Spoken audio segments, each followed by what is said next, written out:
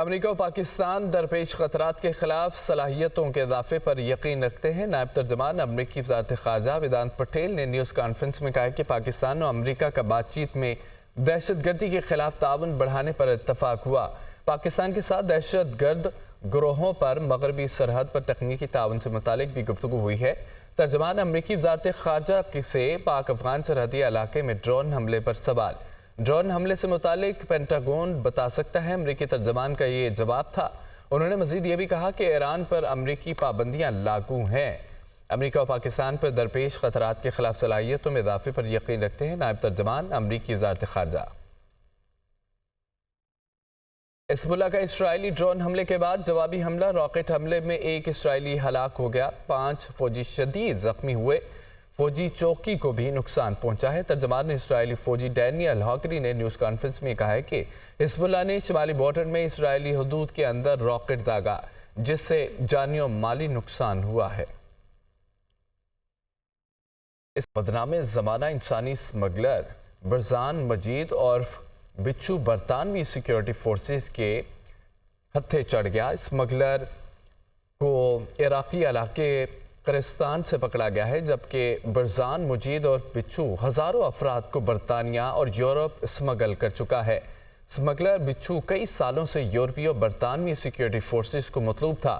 Be B C کی pod cost series نے smuggler بچو کو کھوج نکالا ہے۔ بدنام زمانہ انسانی اسمگلر برزان مجید اور بچو برطانوی سیکیورٹی فورسز کے ہتھے چڑھ گیا۔ اسمگلر برزان مجید اور بچو کو عراقی علاقے کردستان سے پکڑا ہے، جبکہ برزان مجید اور بچو نے ہزاروں افراد کو برطانیہ اور یورپ اسمگل کیا۔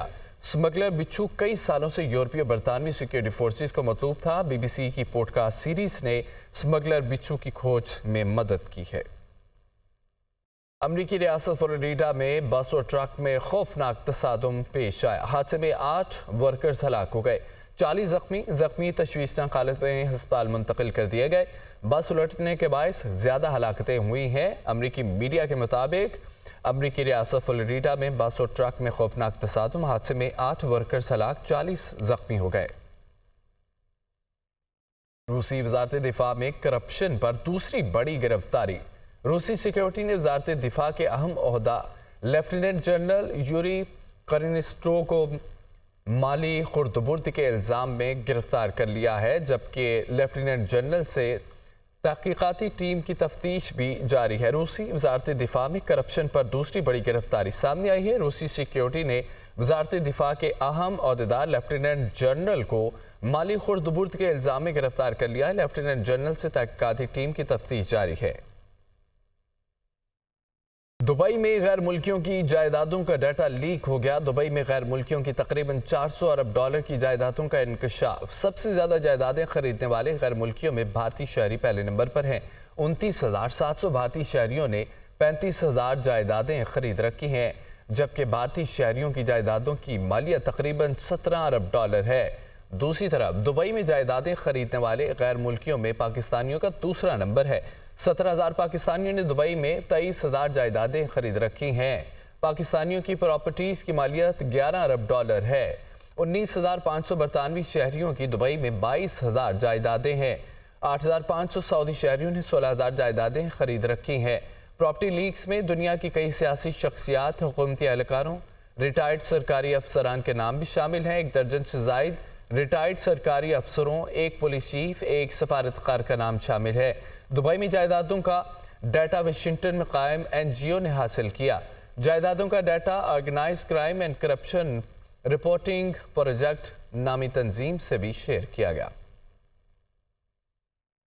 Dubai unlocked, Bilal Bhutto Zardari کے ترجمان کا رد عمل سامنے آ گیا۔ بلال بھٹو اور آصفہ بھٹو کے ملکی و غیر ملکی اثاثے ڈکلیئر ہیں۔ ترجمان بلال بھٹو بلاول بھٹو اور آصفہ بھٹو نے جلا وطنی میں پرورش پائی۔ ترجمان بلال بھٹو کے مطابق دبئی میں شہید بے نظیر بھٹو کے ہمراہ جلا وطنی کے دوران ان کے بچے مذکورہ املاک میں رہائش پذیر تھے۔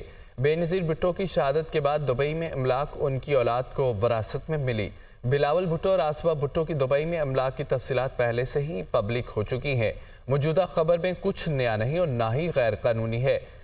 بدنیتی پر مبنی کسی بھی کارروائی کو متعلقہ فورمز پر چیلنج کیا جائے گا۔ प्रॉपर्टी लीक्स वफाकी वज़ीर दाखिला मोहसिन नकवी का हम बयान भी सामने आ गया। अलिया के नाम दुबई में खरीदारी जायदाद बाकायदा डिक्लेयर्ड है। उन्होंने कहा कि जायदाद को जमा कराए गए टैक्स गोशवारों में भी जाहिर किया गया है। मोहसिन नकवी ने कहा है कि 1 बरस कबल जायदाद को फरोख्त कर दिया था। प्रॉपर्टी लीक्स वफाकी वज़ीर दाखिला मोहसिन नकवी का हम बयान। आलिया के नाम दुबई में खरीदी जायदाद बाकायदा डिक्लेयर है।